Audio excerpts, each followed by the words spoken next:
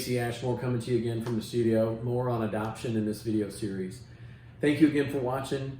You know, we've started this video series like we have in the last few months with our thoughts of prayers, healing, and love to our friends and neighbors, both who are suffering both from the financial hardship caused by the coronavirus pandemic, as well as the tragic death of George Floyd and what that has meant to our country and how we are to come together as one people, living up to the rhetoric of our own revolution that we are all created equal under God. And I am always remembering the motto of our great nation is E pluribus unum, out of many, one. So we're talking about adoption and reassuring the court about fitness to substitute the biological parent or sometimes the deceased biological parent for the adoptive parent.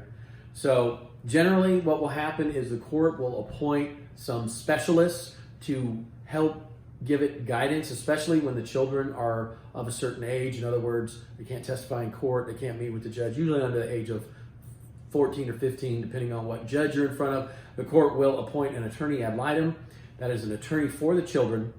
The parent, an adoptive applicant, step parent, what have you, they will have to pay that ad litem's attorney for the child. And in other words, you're going to have two attorneys, one that you're hiring to represent you going through the process, and one that you pay to represent your child or the children going through the process.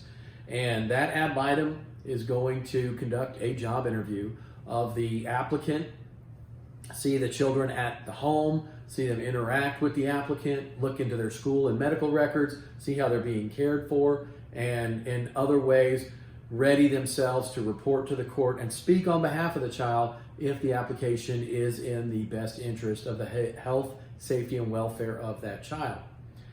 In addition to that, the court will likely appoint another expert to do a home study, and that would be, again, it's the job interview of your life. You're asking the court to let you, the applicant, stand in place of a biological parent or sometimes a deceased parent, and your fitness for that role and your ability to persevere and do it long term is going to be evaluated and reported to the court through these two experts. And those experts are going to have costs. They're not going to be exorbitant costs, but they are going to be costs. And, you know, I would say as a general rule, that process of the ad litem's investigation and report back to the court and the home study, that's a 3 to 6 month process. And it's meant to be slow to give the court assurances that this will work in the long term, that the fruit that will be born from this adoptive process will be good, and that this will have a positive end result.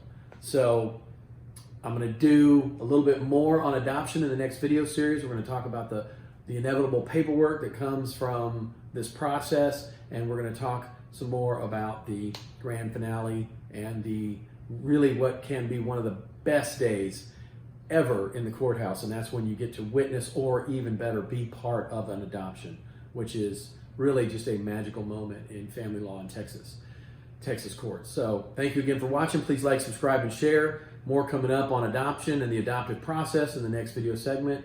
And please leave me a question or comment on any video platform. I'll reply back to you in a video or a direct message back to you, or both. Thanks again for watching. See you in the studio, but hope to see you guys on the road soon.